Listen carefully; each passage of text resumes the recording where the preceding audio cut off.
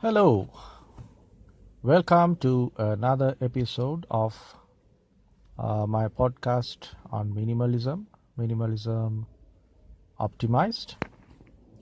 I'm Ravi, your host. That's how they say it now, your host. And I've enjoyed the previous episode. I think I have the liberty to pour out what I have in my mind for the benefit of you all. So it's a good thing, and I can enjoy that. That's a very plus point in a podcast, to be able to have a good effect on the society. So, having said that, in this third episode of this podcast, I thought of discussing with you a certain thing that is very important for anything in general, and which includes minimalism. So what is that thing? That is the vigilance of mind, or they call it in many ways. Some of them call it mindfulness, or being in the present, or there are many ways that they call it in different cultures and countries, and but I would like to call it the vigilance of mind, the concentration of mind. Without that, you cannot be doing anything correct. If you want to do, if you want to cook, say you want to cook something for your spouse or your child, and if your mind is somewhere else, if you are thinking about the TV show that you want to watch that night or that evening, or if you want to if you are thinking about the things that has happened in your workplace, and you do the cooking, then I don't think that will be a very good treat for the person you're giving the dish to. That is to say that you have to be concentrating on what you are doing. And in our society today, it's a very busy one, as they call it, a busy society with lots and lots of busy people running around with busy minds. We tend to do many things at the same time. We try to do that. There are people who read the paper over their breakfast. We discuss certain things over a snack. We do business discussions. We take board meetings, and sometimes your mind is somewhere else, or you are made to do other things while discussing something. Maybe have a tea, or maybe have a snack. Then you won't be focusing 100% on the board meeting, and on this at the same time you won't be enjoying the tea 100%. Either way, you lose. That's a very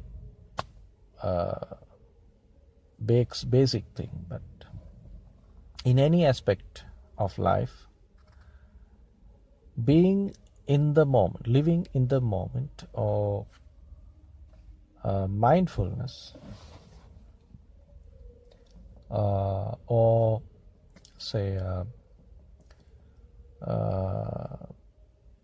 as I like to call it, the vigilance of mind, is very important, is crucial for you to be successful.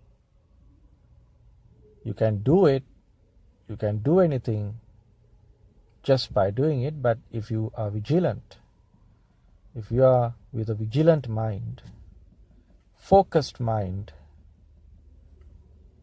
analytical mind, if you are in that, then what you do will be far more better.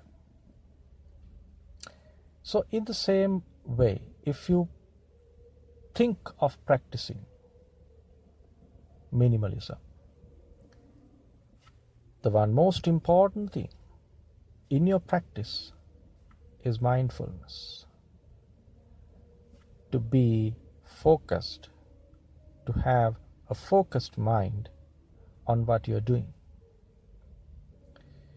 Because a lot of people around the world, they think of minimalism mainly on physical terms.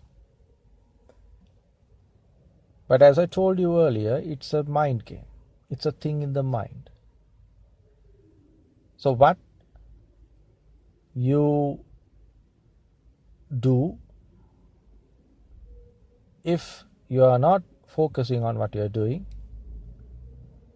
then how do you know whether you are minimalistic or not?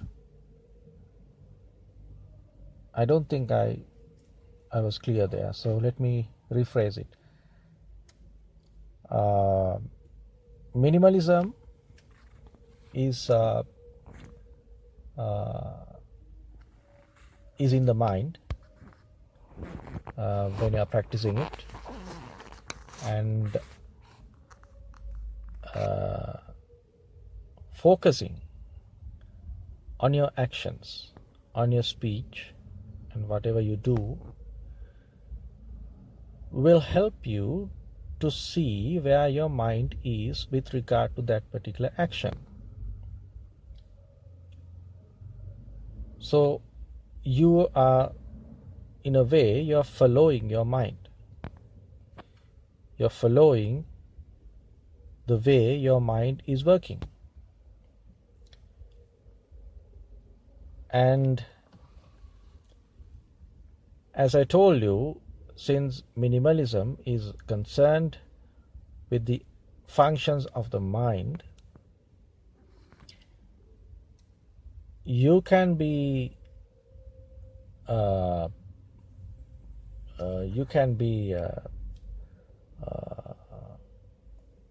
non-minimalistic personality on the outside. You can be seen to be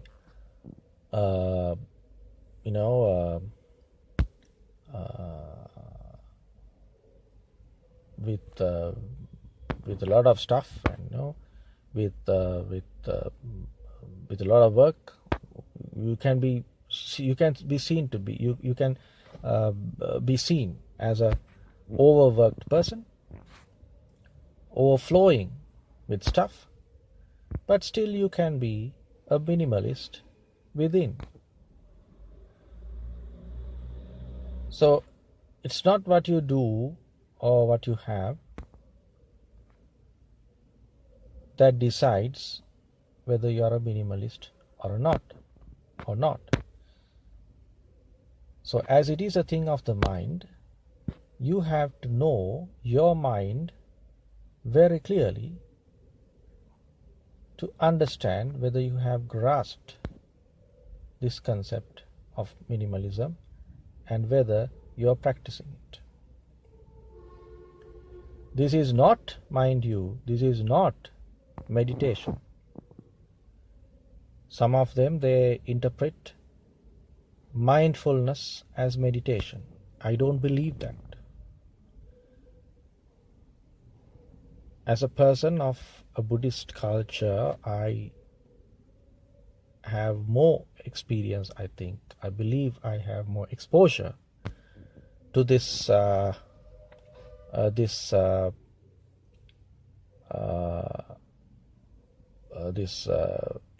of this practice of meditation. And what I say is simple mindfulness is not meditation. So this is not meditation. This is mindfulness. This is vigilance of mind.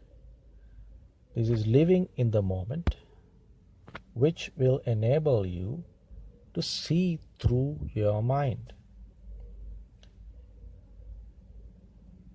Because you can be a minimalist while your mind is not.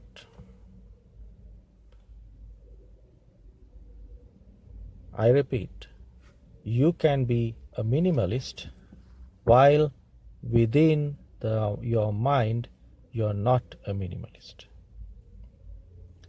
So you've got to be able to see that very early in your practice. Otherwise, you'll be misled. And you'll be misleading a whole bunch of other people who'll be following you. Because, mind you, this concept of minimalism would be one of the most popular concepts or practices adopted by the world in the future. In the rate that the world is going now, I'm 100% sure that in the near future, people will be chasing after these guys who claim to be, minimalists, and who are willing to teach others of the concept. Because today the world and humanity is in a crisis. People are in a crisis. The minds of the people are in a crisis. It might explode. It might deteriorate. We see this by the numbers of psychologists on the rise. We see this by the increase in the numbers of people presenting for psychological assistance, for psychiatric treatment. The minds of people are battered, are penalized, are traumatized by the ongoing human behavior. So it's evident that in the future, people will be more interested on having a happy mind than at present. So if you grasp this concept now itself, you'll be far more ahead of them. You'll be well off in the future. But if you grasp it wrongly, then you lose. You'll be taken, you'll be considered as a psychopath by the society. You cannot avoid that. So you have to be careful. In Buddhism and in our local culture here, Eastern culture, there's a saying that you have to catch the snake by the neck. If you are to catch a snake, you have to grasp it by the neck itself. If you grasp it in any other location, any other side of the snake, then you'll be bitten. I think you get what I mean. So this is said with regard to Buddhist concepts. People tend to grasp Buddhism in the wrong ends, and they get bewildered, and they get, they become totally unbalanced. They lose it, some of them. So in the same way, minimalism is a concept, is a practice like that snake. Any person, as I told you in the previous episode, if you decide to adopt this practice of minimalism, if you decide to adopt it, then the next step is to be careful of how you grasp it, how you adopt it. So in that practice, mindfulness is a very important tool. Why? For you to see through your mind and understand your mind and see what is there hidden beneath, you have to practice mindfulness for you to understand your mind. Then only you will know where you are in this practice of minimalism.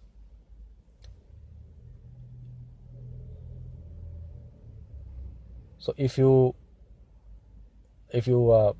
understand that very well, if you know your mind, then you can have anything. You can have a good car, you can have a good home, you can have the most beautiful wife on earth and still be a minimalist. Why? Because it is in your mind. People will say many things. People will say that you are this and that, but it doesn't matter, because they don't know that you are a minimalist in the first place. Who should know? Only you should know that you are a minimalist. So that is one concept, that is one principle of minimalism that I want to convey today. So it differs from Buddhist meditation. It might be taken as a meditation, a type of meditation by other practices, but either way, you will have to practice that if you want to be a minimalist. So how do you do that? You can start the day by being mindful. You can, when you get up, when you're in bed, you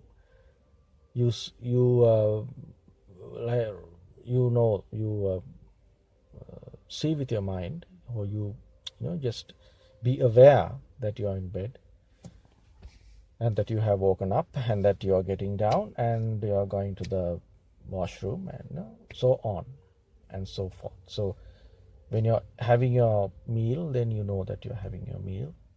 When you're walking on the streets, you're walking on the street. When you're driving, you know that. So you do things knowingly. You do things with awareness. That is mindfulness in practice. And even when you're thinking something, you know that you are thinking. you are aware of your thinking process. That is another topic, but I will try to cover that in another episode. But even when you're thinking, that is one action. So you have to practice. First, you will have to practice the physical things in mindfulness. Then you can go on to the mental things, mental aspects, mental components of this practice. So that is one small episode that I have covered. So try to do this, try to be aware of all your actions, and later on of all your thoughts. And another thing is that these episodes the episodes I do, the length of them depends on the time that I can put in, because I'm not actually recording these things in a studio or anything. I'm just using my own vehicle as a studio, which gives me my privacy and the time, the freedom for me to talk to you freely. All the other times I'm surrounded by people and my family, so I don't get a time to speak in this manner. So you might be hearing certain noises in the background, and the quality of the recording will be very less, but beg your pardon. This is all I can do about it, but I promise you that you will never regret by listening to me, because my sole intention is to make another person's life happier, to make them happy by adopting this wonderful concept of minimalism. Okay, then I'll stop at that, and we'll meet up at the next episode. Cheerio then.